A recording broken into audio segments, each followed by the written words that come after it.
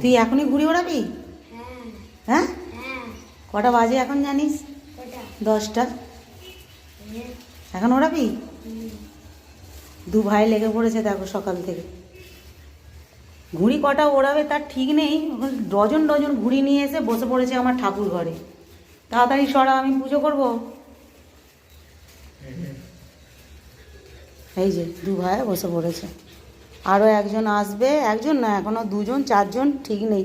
আমার বড় ছেলে পড়তে গেছে। কজন? তিনজন।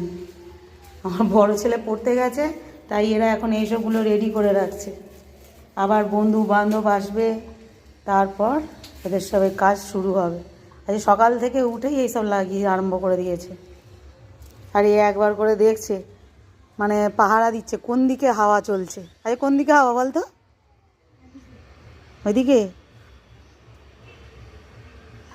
ও একবার করে দেখছে আকাশে ঘুড়ি উড়ছে কটা, আর হাওয়াটা কোন দিকে দিচ্ছে সেইগুলো লক্ষ্য রাখছে। সেইগুলো ইনফর্ম করবে দাদাদের, তার জন্য এখন ও এদিক ওদিক করছে। যাও, ডাকছে দাদা।